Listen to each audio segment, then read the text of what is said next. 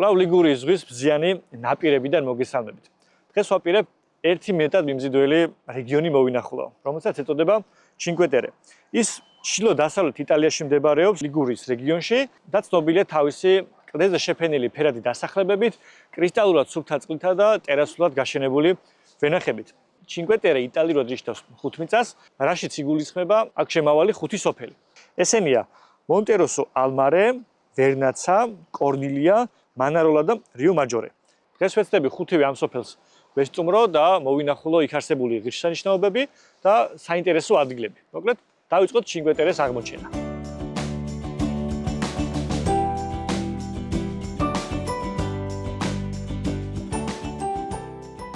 ლასპეციიდან პირველ დანიშნულების ადგილად მონტეროსო ალმარე შევარჩიე. ყველაზე შორი სოფელი და იქიდან გამოუყვები სანაპიროს. იქამდე მისასვლელად რამდენიმე მარშრუტის არჩევა შეგიძლიათ, მაგრამ საშუალოდ ყველა შემთხვევაში 1 საათია საჭირო. გზა უფასოა.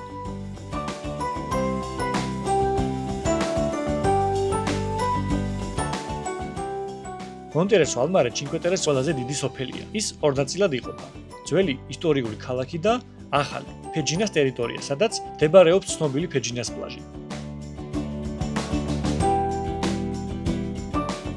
მონტეროსო თავდაპირველად რომაელების მიერ დაარსებული მეთევზეთა სოფელი იყო და მოხსენიებულია მე-11 საუკუნით დათარიღებულ ისტორიულ ტექსტებში. მონტეროსო ოდესღაც გამაგრებული ადგილი იყო და ძველი კედლების ფრაგმენტები დღემდეა შემორჩენილი. სოფელი მნიშვნელოვან როლს ასრულებდა ლიგურიის სანაპიროს საზღვაო დაცვაში, ციხესიმაგრეებითა და საგუშაგო კოშკებით. შუა საუკუნეების კოშკი ტორე ავრორა ოდესღაც ქალაქის თავდაცვითი სისტემის ნაწილი იყო.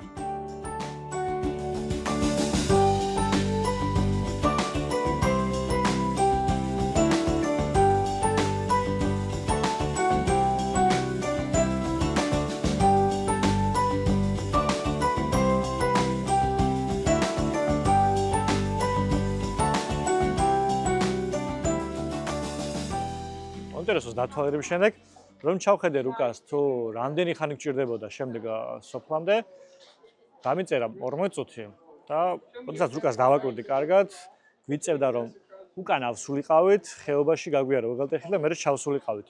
და თითოეული სოფლის მოსანახულებლად ასე მოგვიწევდა. ჯერ ჩავსულიყავით ქალაქში, ავსულიყავით ხეობაში და ისევ ჩამოსულიყავით.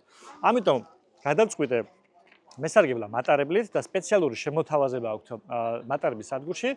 რაც გულისხმობს შემდეგს, რომ ბილეთში იხდით 19.5 ევროს და გულიმიტოდ შეგიძლიათ იმოგზაუროთ მთელი დღის განმავლობაში, სადაც მოგესურვებათ როგორც მატარებლით, ისე ადგილზე არსებული ავტობუსებით. კარგია იმ კუთხით, რომ ბევრ დროს ზოგავთ, იმიტომ რომ მატარებელს სულ რაღაც 3 წუთი სჭირდება შემდეგ სოფლამდე. ასევე პარკინგის საფასურს უშუალოდ ამ სოფლებში ვინაიდან იქიდან გამომდინარე, რომ ძალიან პატარა დასახლება, პარკინგი საკმაოდ ძვირია, როგორც ინტერნეტში შევამოწმე. ამიტომ შევძინე ეს ბილეთი, მოგწეს რუკაც, რომ გადვილდეს ადგილების მონახულება. ახლა ამოვედი უკვე სადგურზე, ვიპოვე ჩემ ბაქანს და გავემართები ვერნაცას მიმართულებით.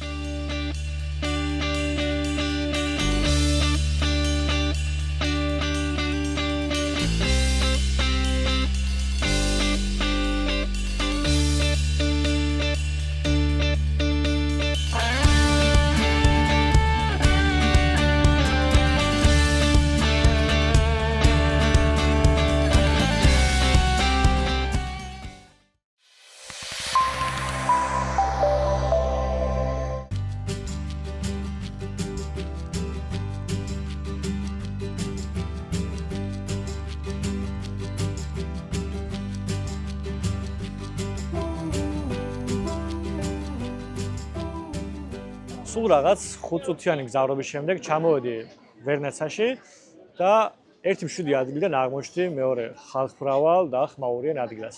სადაც 100-150 მეტრის გამოდენის შემდეგ აღმოჩნდი პიაცა მარკონიზე, რომელიც ყველაზე პოპულარული ადგილია, ვინაიდან ეს არის მთავარი მოედანი, სადაც განთავსებულია კაფეები, რესტორნები და შეგიძლიათ ჩამოსხდეთ, მიირთვათ თქვენი სასურველი საკვები ან სასმელი. მე პირველ რიგში შემოვედი ერთ-ერთ კაფეში, ვინაიდან იტალიური დილა კაპუჩინოს გარეშე ფაქტობრივად წარმოუდგენელია და მეც გადავწყვიტე, რომ ერთ ჩიქა ყავა დავლიო და შემდეგ დავიწყო უკვე ამ სოფლის დათვალიერება.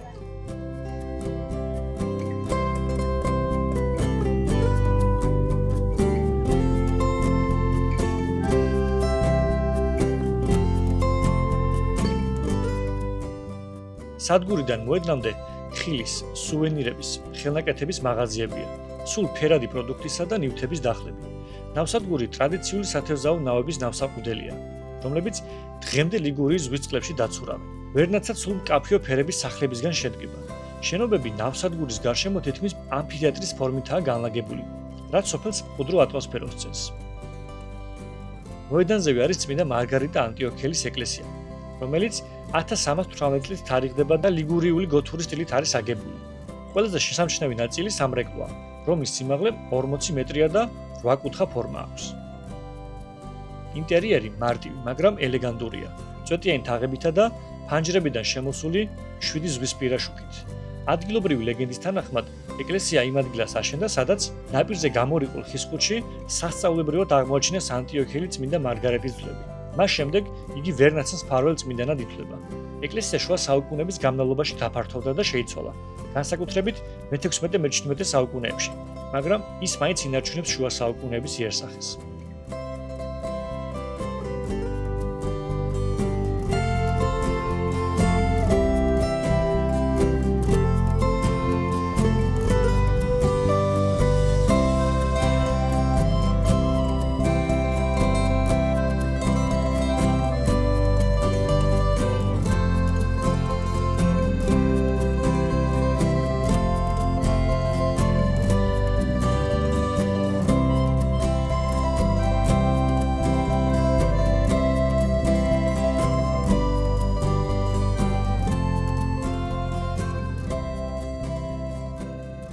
ვერნაცას ხშირად ეძახიან Cinque Terre's მარგალიტს და ეს არც არის გასაკვირი თუ გავითვალისწინებთ აქ არსებულ თვალწარმტაც ნავსადგურს, რა თქმა უნდა, ფერად სახლებს და აქ არსებული ძალიან ვიწრო ქუჩების გავლით შეგიძლიათ წარსულშიც იმოგზაუროთ და მაქსიმალურად შეეგრძნოთ Cinque Terre's სული.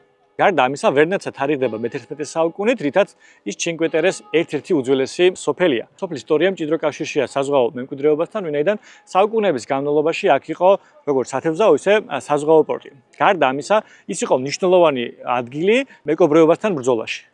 ახლა ამოვედი გვერდით გორაგზე მდებარე პატარა ციხესიმაგრეზე, რომლის ბილეთის საფასური სულ რაღაც 2 ევროა და ძალიან პოპულარული ადგილია, რა თქმა უნდა, ტურისტებში, ვინაიდან აქედან შეგიძლიათ დაინახოთ როგორც ტერასული ვენახები, ისე რა თქმა უნდა, სხვა სოფლები და ლიგურიის ზღვის ნაპირები.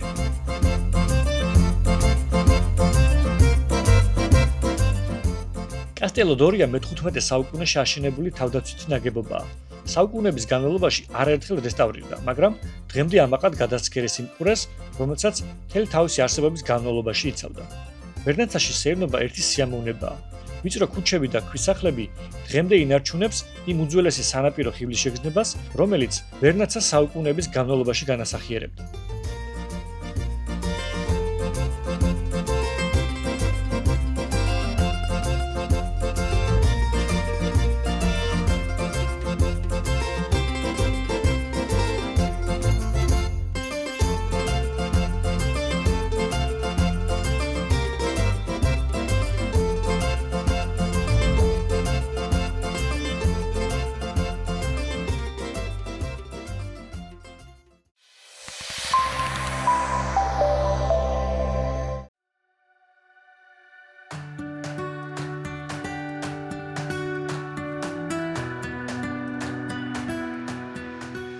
ვერნაცადან კორნილას მიმართულებით დავიძარით. 5 წუთიანი მგზავრობის შემდეგ ჩავედით გაჩერებაზე. ვინაიდან დასახლება სადგურიდან შედარებით ზევით მდებარეობს, გადავწყვიტე ავტობუსს დაველოდო, რომელიც ჩემს ნაყიდ ბილეთის საფასურში შედის. ხოლო სოფლიდან უკვე ფეხით ჩამოვისეირნე.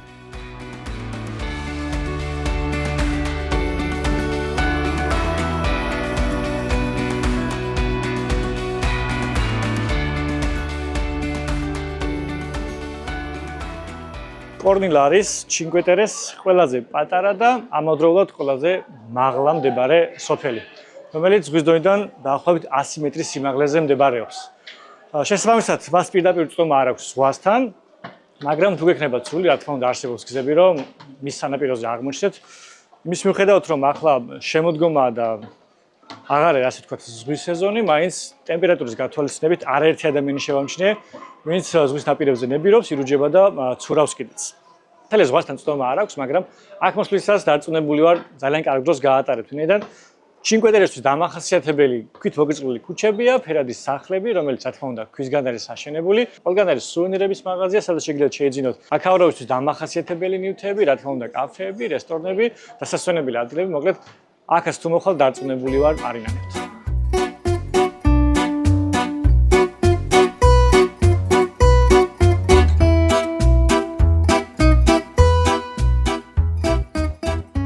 სოფლის წარმოშობა რომაული ხანიდან იღებს სათავეს.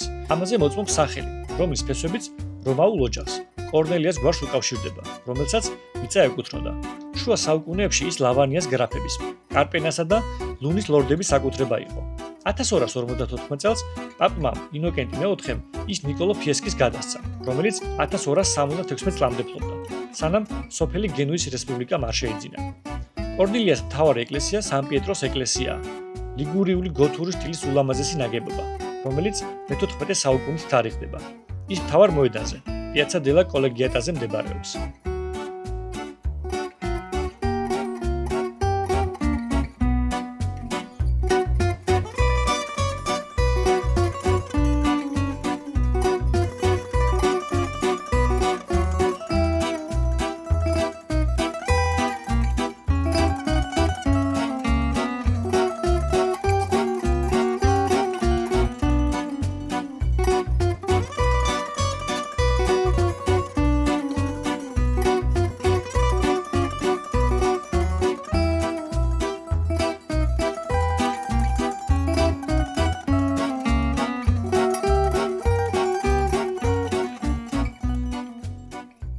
ზოგადად ლივონი დამახასიათებელი იტალიის სანაპიროებისთვის და არც რა თქმა უნდა Cinque Terre გაუნაკლისი და აი ასეთი ორიგინალური ნაყინით იყიდებოდა ასეთ სიცხეში ერთი მისწრება 6 ევრო ვირდა და ასე შესანიშნავად გამოიყურება იმედია გემოც ასეთი აქვს გავსინჯოთ. კარგი სიმჟავე რო ენერგია მოგვიმატოს და გავაგდოთ ჩვენი მოგზაურობა.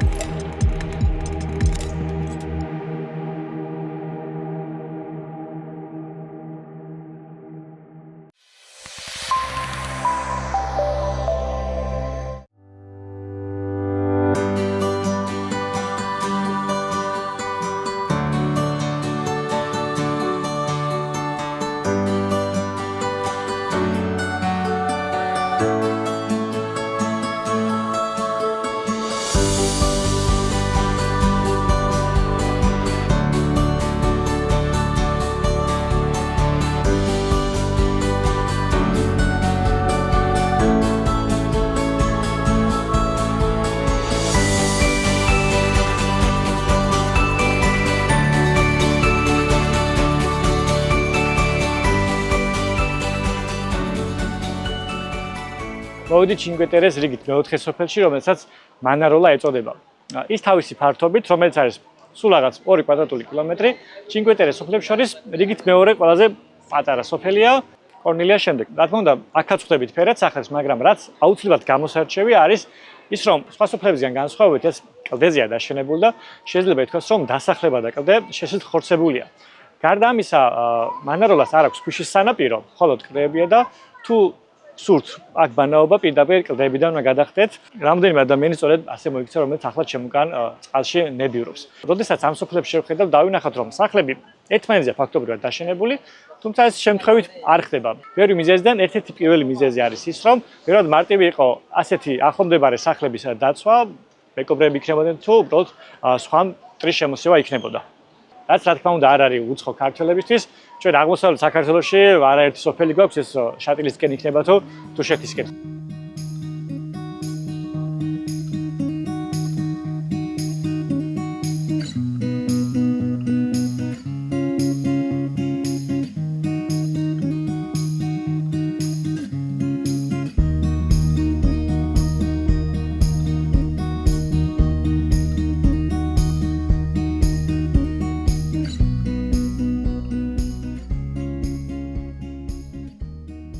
მანაროლას ნავსადგური პატარაა, მაგრამ ლამაზი. ბუნებრივი კლდოვანი ყურე იდეალურია ზაფხულში ცურვისა და მზის აბაზანების მისაღებად. შემოდგომით კი ლამაზი ხედებით დატკბობისა და განტვირთვისთვის. აქ არის ერთი ცნობილი სალაშქრო ბილიკი, რომელსაც შეყვარებულთა ბილიკი ჰქვია. ეს ბილიკი ოდესღაც მანაროლას რიო მაჯორესთან აკავშირებდა. იტალიურად ვია დე ლა ამორე მე-20 საუკუნის დასაწყისში ჩინკვე ტერეს სოფლების დამაკავშირებელი რკინიგზის ხაზის მშენებლობის დროს აშენდა. ბილიკი მოსახერხებელ საფეხმავლო მარშრუტს უზრუნველყოფდა მანაროლასა და რიო მაჯორეს შორის, ორ თემს შორის, რომლებიც ოდესღაც მოუხერხებელი რელიეფის გამო საკმაოდ იზოლირებული იყო. დროთა განმავლობაში ეს ორივე სოფლის ახალგაზრდა შეყვარებულების შეხვედრის ადგილად იქცა, რამაც მას პოეტური სახელი შეყვარებულთა ბილიკი შეარქვეს.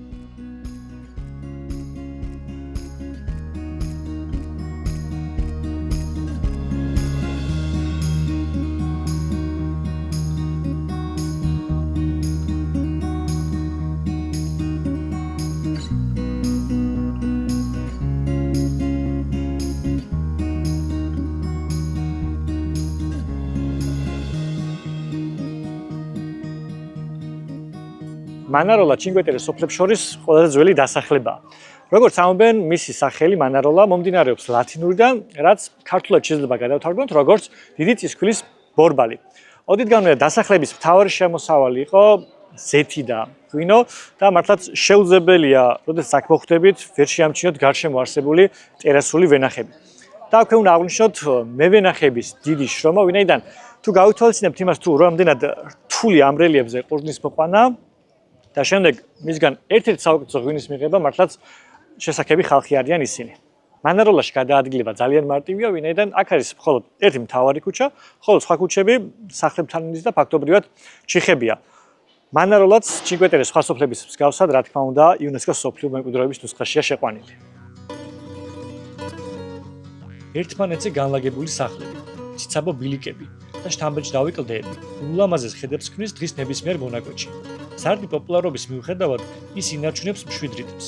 მანაროლა ისტორიასა და ზღვას შორის არსებული სრულყოფილი ჰარმონიაა. ისეთი სოფელია ერთი ნახვით რომ გიყვარდება. დარწმუნებული ვარ, მომავალში კიდევ არაერთხელ ვესტუმრებით, ისე რომ მთელი დღის გატარება შეუძლო და დავტყვი ამ ხედებით და ატმოსფეროთი.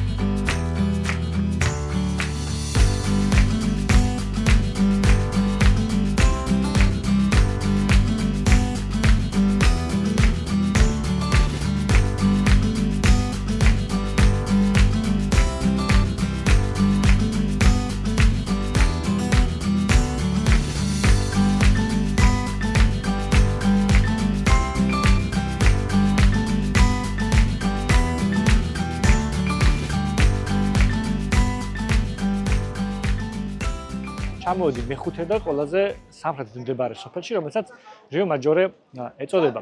ეს სახელი მომდინარეობს შემდეგი ფაქტიდან. თურმე ამ ადგილას ადრე გადიოდა მდინარე, რომელსაც საკმაოდ დიდი ნაკადი ჰქონდა და რიო მაჯორეც ნიშნავს ძლიერ დიდ ნაკადს. იმ მდინარიდან ახლა მხოლოდ ერთი პატარა ნაკადულივით არის, რომელიც მთავარი ქუჩის ქვემოთ მიედინება და საბოლოოდ ზღვაში აღმოჩნდება. მართალია ჩინკვე ტერეს სხვა სოფლებშიც არის სალაშქრო ბილიკები, მაგრამ რიო მაჯორე გამოირჩევა მათ შორის, ვინაიდან აქ მდებარეობს ყველაზე მეტი სალაშქრო ბილიკი, სადაც თუ დრო გექნება და სრული შეგიძლიათ მოიაროთ ეს ბილიკები და უფრო კარგად შეგიძლიათ როგორც უშუალოდ ეს სოფელი, ისე მთლიანად ჩინკვე ტერეს რეგიონი. ბევრი რაღაცით არის გამორჩეული ეს სოფელი რიო მაჯორე, მაგრამ მათ შორის ალბათ უნდა აღვნიშნოთ პესტო და ანჩოუსები, რომელიც ზოგადად დამახასიათებელია ზღვის სანაპიროებისთვის, მაგრამ თვითონ რიო მაჯორეში საკმაოდ პოპულარულია.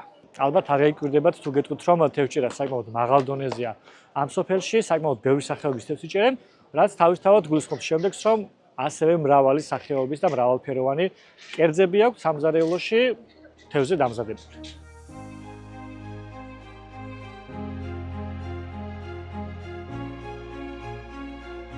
რიო მაჯორე მერვე საუკუნით თარიღდება და მისი წარმოშობა ლიგურიის ზღვაში ოდესღაც მოხეტიალე მეკობრეებისგან თავდაცვის საუცილებლობას უკავშირდება.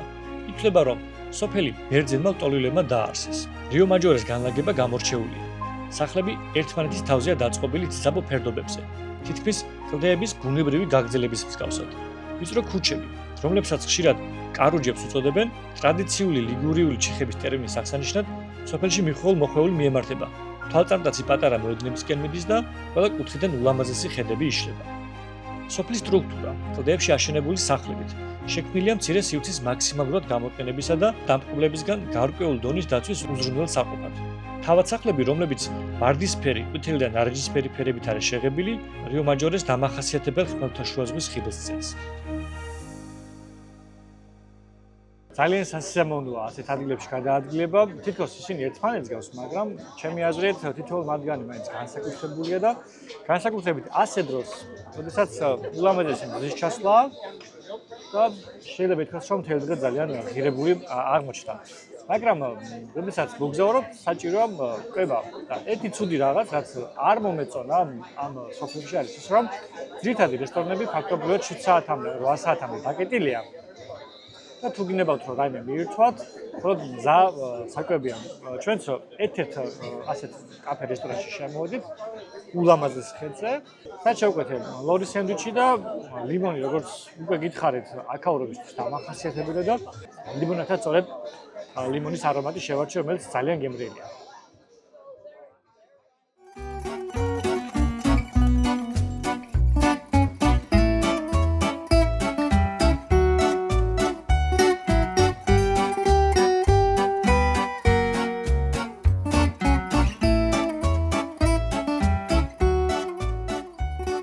ულამაზესი მზის ჩასვლის ტყუების შემდეგ მალევე გაბეშურე მატარებლის სადგურისკენ, რომ უკან მონტერესო ალმარეში დაბრუნდნენ, სადაც მანქანა მყავს დატოვებული.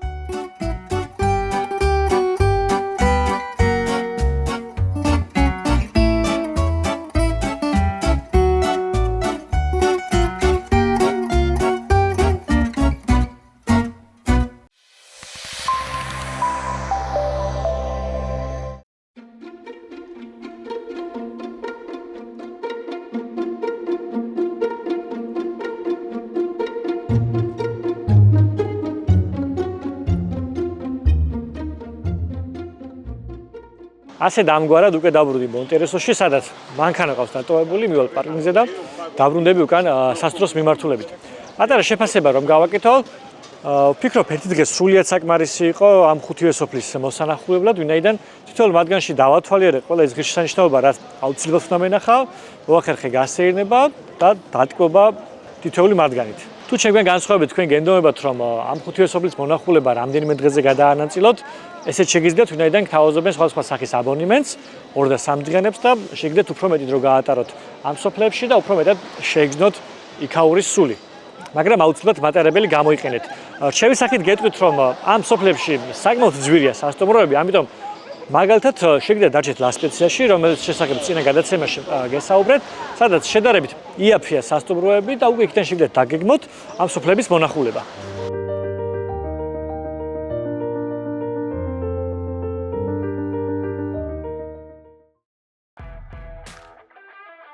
დღევანდელი გადაცემა აქ სრულდება. შემდეგი გადაცემიდან საქართველოში ბრუნდების საინტერესო ადგილებში სამოგზაუროდ.